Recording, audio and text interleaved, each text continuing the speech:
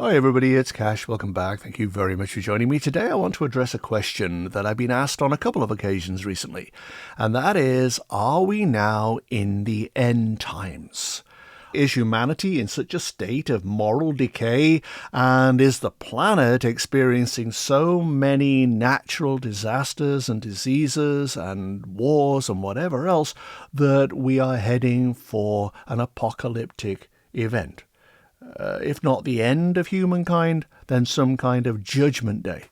Many Christians believe that at this time there will be an ultimate battle between good and evil.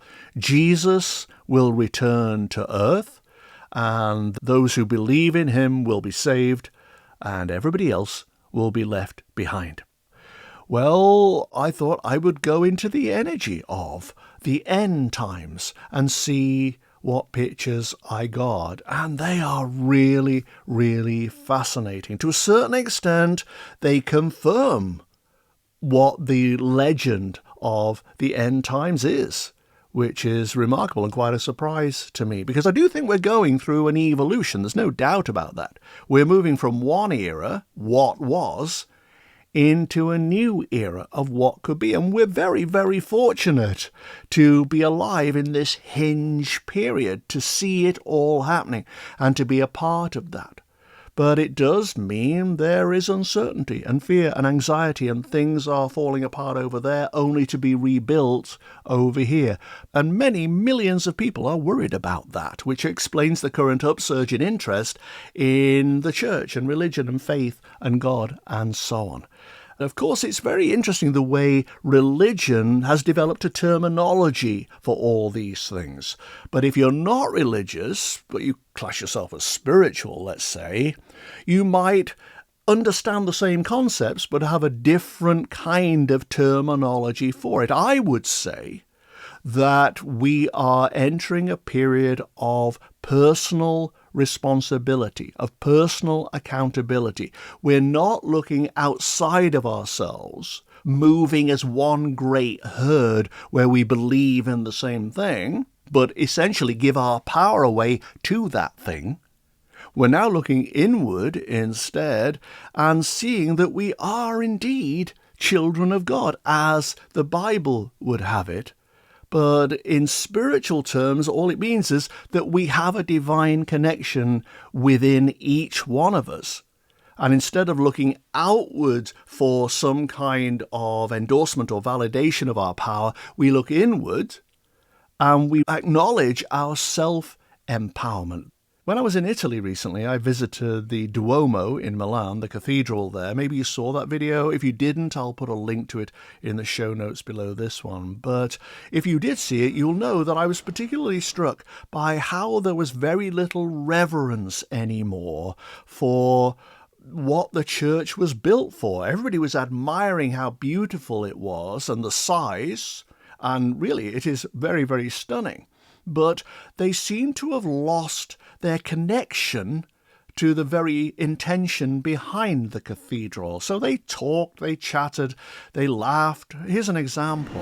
I thought I would just sit here in the middle of the church and try to do the connection with the divine thing. And there are many, many people around here actually doing that, or at least sitting and absorbing the atmosphere. And what's fascinating is that, like this woman behind me is chatty, laughing. There are other people walking by, chatting away, and it shatters the energy. It's like taking a hammer to a glass table. That's what irreverence does to a place like this. By contrast, down the street, there is the Church of San Babila. At one point, this used to be the third most important church in Milan, I think. And when I went in, it was so quiet. Locals use it, but it's not a tourist attraction.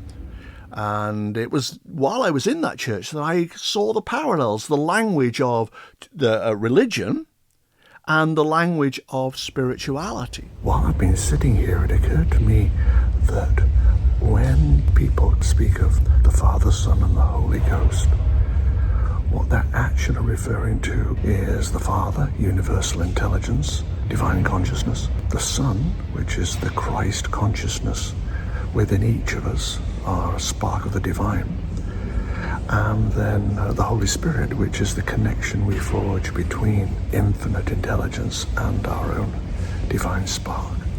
So that's all they're doing. They think sometimes that they are just worshipping some external being, when in actual fact the Father, Son and the Holy Ghost are an establishing moment, I suppose, of connection between our inner spark of divinity and the universal intelligence, which isn't really up there, is everywhere around us. We're simply slotting ourselves, our piece of the puzzle, into the bigger picture. Religious people have one set of words to describe this, and spiritual people have another set of words, but it's the same thing. And I would say that's true also of things like Jesus returning, the second coming.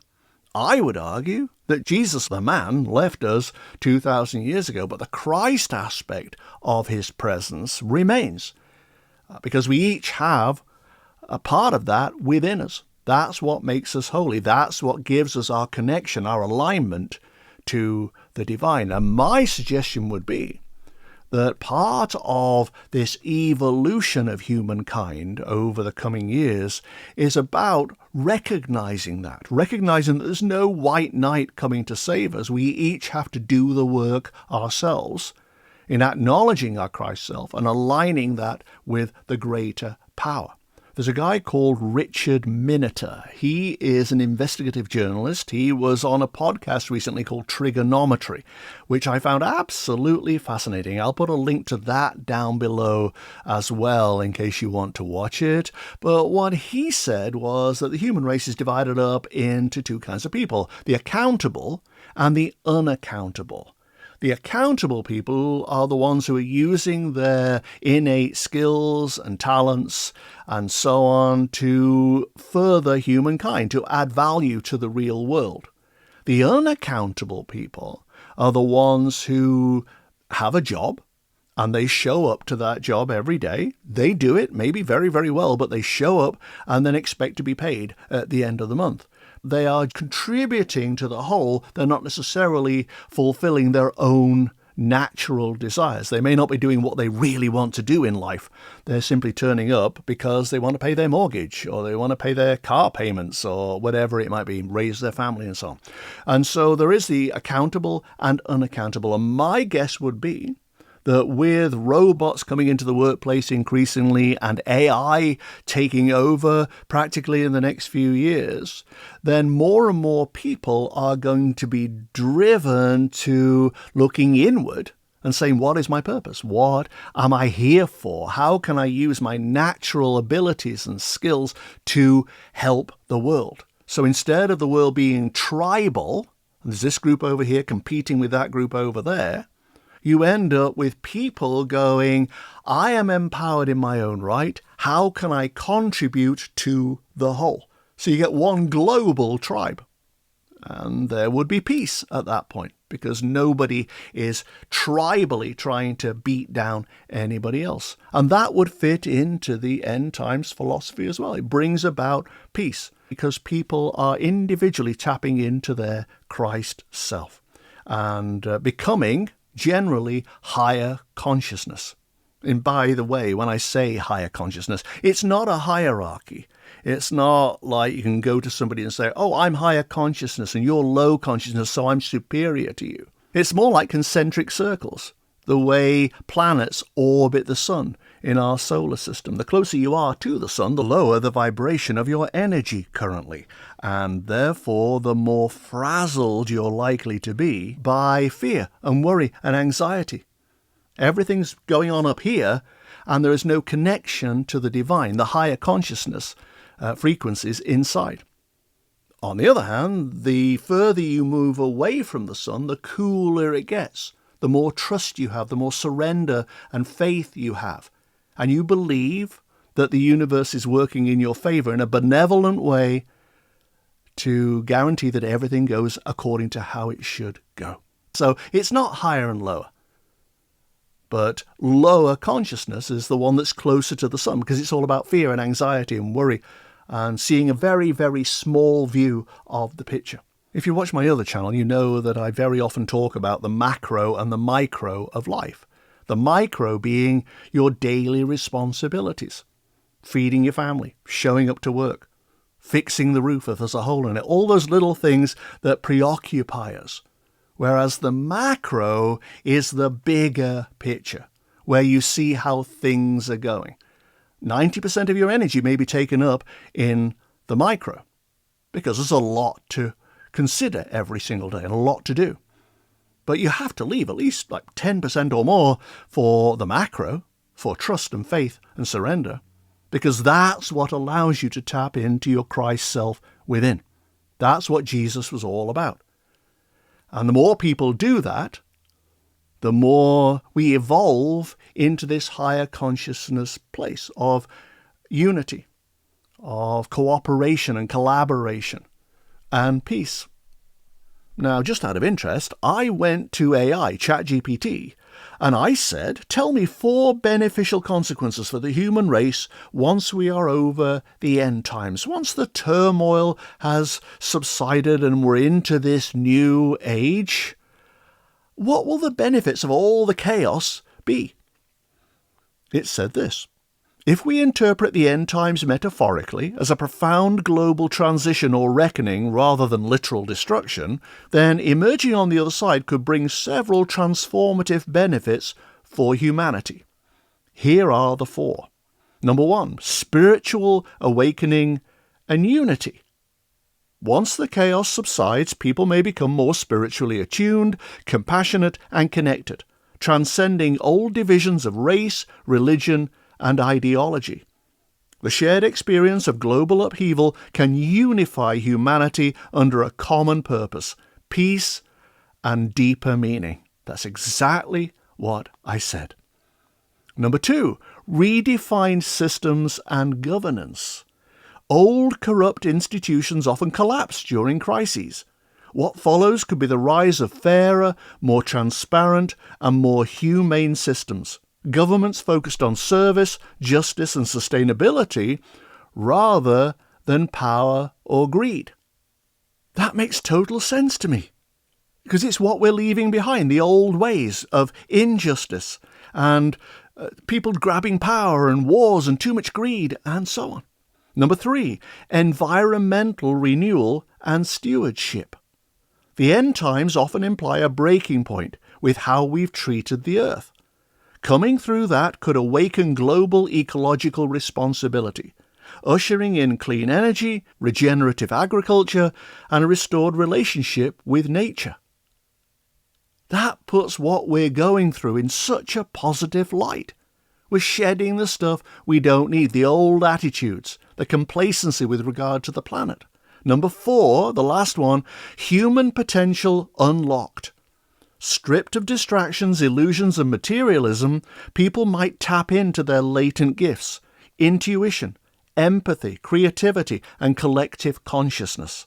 A new era of wisdom, innovation, and emotional intelligence could take hold. That's what AI thinks will happen. It's what my pictures say will happen. It's what I've been saying for the longest time will happen. That's the bigger picture view. Once we emerge from the turmoil, we let go of what once was, we start evolving into something so much better. People refer to it as the age of Aquarius. But to get there, we have to let go of what has kept us in a low vibration for the longest time. The macro view is great, but we are stuck, unfortunately, in the micro, which is fine. We have to deal with our daily lives. But if you devote your entire energy to the micro, and that's all you think about, the micro all the time, you're missing out on the optimism and the faith and the trust and the bigger picture view of where humanity is going. As I said, we are really lucky to be here to witness this. It's a fantastic time. But if you're only living in the micro, it can seem very dark. It's rather like being in a clearing in a forest. And it's okay, you can see the sun, but you're surrounded by trees everywhere you look, full of worry and anxiety, and how am I going to deal with that? And everything looks so bleak. But if you were able to fly above that clearing and see the trees in context, you would see that everything is working out exactly as it should. That's the divine promise. And all you have to do to appreciate that is to surrender, yield to universal forces, and connect to your divine self. That is the way the human race is going, ultimately. Religion may describe it in one way, and spiritual people another way, but the end times are upon us because we're saying goodbye to the old ways that led to conflict and war and greed and so on, and famine and everything else. And we are moving forward. There's no point in resisting the inevitable. On the other channel, I told a story recently about a guy in China who had a house, and the Chinese government came to him and said, "We want to build a freeway here. We'd like to buy your house off you. Here's 2,000,000 yuan, which is about $200,000 probably. We'll offer you this if you will move out." And he said, "No, I am not moving out of my house." And the government said, "Well, we're still going to build a freeway. We're just going to put it around your house." And that's what they did. As long as he's in that house, he is going to have cars whizzing by his bedroom because he refused to go with the times. He refused to yield. And I don't think we can necessarily afford to do that. You are either in the house or you're on the freeway. You can't stand still, I would say. When I went into the energy of the end times, it looked like the remains of an old concrete bunker that was on the shore. There was a pebbly beach, lots of little granular sand and pebbles and stuff underneath it. And it looked as though part of it had been washed away. And I stood looking up at what was left of this structure, and I could see that the pebbles underneath it were allowing the ocean to come in and destabilize it. It couldn't stand because it wasn't built on solid foundations anymore the way it had when it was constructed originally. Obviously, this is a metaphor, but you can see what I mean.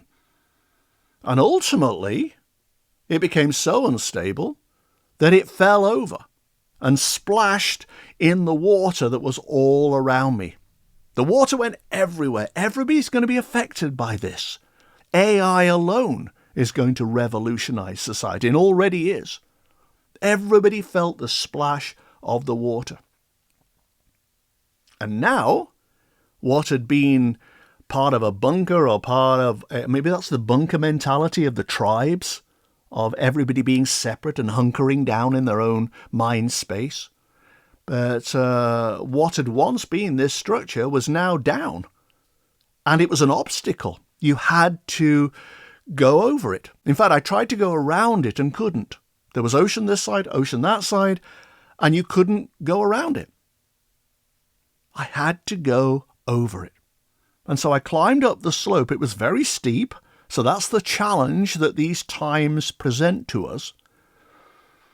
But then at the top, there was warm sunlight and a very calm ocean. And I sat and I contemplated. And I didn't seem to go anywhere after that because I don't think it was necessary. I think the changes were done, and I, in the pictures, was left with a sense of relief, contentment. I had made the change.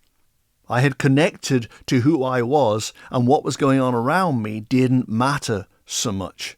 I was contributing from my heart, from my divine power, not from my ego or my intellect. It felt like going from horse-drawn buggies to combustion engines. or from black and white television to colour. That was the evolution, except it was from external to internal. Giving your power away to external tribal forces or imagined forces in the universe, the way the Romans and the Greeks gave away a lot of their energy to the power of the gods. It's going from that to accepting the Christ within.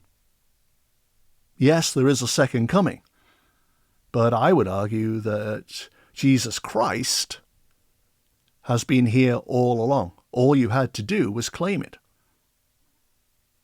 And you need time for contemplation for that. It's not about being in the Duomo and marveling at everything, how beautiful it is. It's about connecting with your inner self. This will enable you to see the bigger picture, to focus on the macro, to bring into your life greater prosperity and love and a sense of connection. And it will take you further away from the frazzled nature of anxiety and fear and so on that is possessing so many people right now, because they fear the change. They're worried about the change that's coming. They're in the house, scared to leap on the freeway. So in a sense, yes, we are in the end times, but not the end times that were forecast by the Bible. This is evolution from our old selves, where we gave our power away, to a full claiming of who we are on the inside, our Christ self. Self-actualization, where we can fulfill our true purpose that we were put on the earth for, and therefore be a major contributor to the prosperity of the entire planet. It's about wholeness, it's about togetherness, it's about unity. Replacing the old way that was scattered and tribal and conflicted and low consciousness. All that is going away. It may take a while. This isn't next week, but that's where we are in the game plan, the universal game plan. We can pull ourselves out of the clearing, the micro with all the trees around that were so forbidding, and lift ourselves up, using this divine connection, lift ourselves up until we can see how beautiful and glorious the macro is going to be. That's what that felt like. Alrighty. Thank you very much for watching. I greatly appreciate it. And I'll see you very soon. Thanks a lot, guys. Bye-bye.